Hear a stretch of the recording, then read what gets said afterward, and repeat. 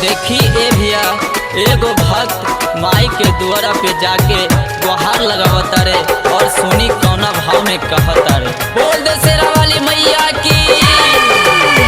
खोली नाए माई बजड़ा के बड़िया, खोली नाए माई बजड़ा के बड़िया, ऐनी हम तोहरो दुआरी हो। दर्शन करे खातिर तरस नया नामा, दुआरा पे बानी हम ठारे हो। दर्शन करे खातिर तरस नया नामा, दुआरा पे बानी हम ठारे हो। खोली नाए माई बजड़ा के बड़िया, खोली नाए माई बजड़ा के बड़िया, ऐनी हम तोहरो दुआरी हो।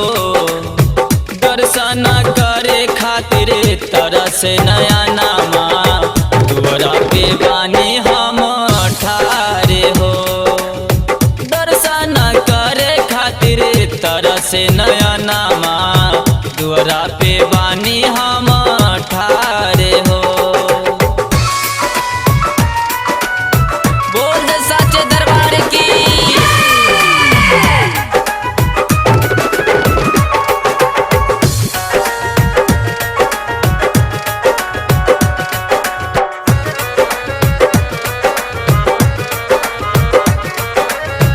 आस लगाई हम ऐनी तोर दुआरिया, आस लगाई हम ऐनी तोर दुआरिया, करतानी कब से गोहारी हो।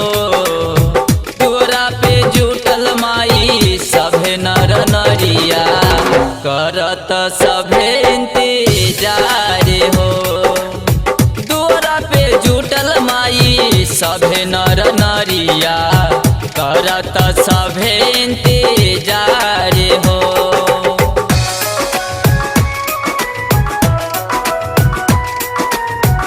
बोल दे पहाड़ा वाली मैया की।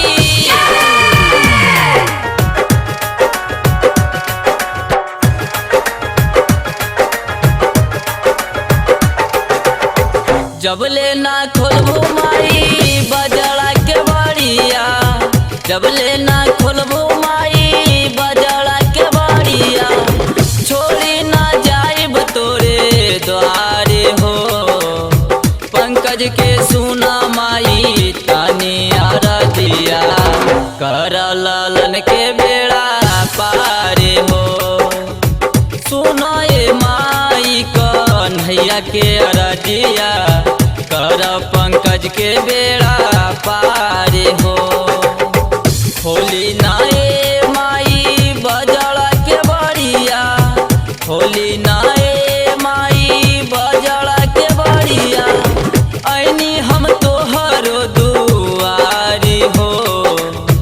दर्शन करे खातिर तरस नया नामा, दुआरा पे बानी हम ठारे हो। दर्शन करे खातिर तरस नया नामा, दुआरा पे बानी हम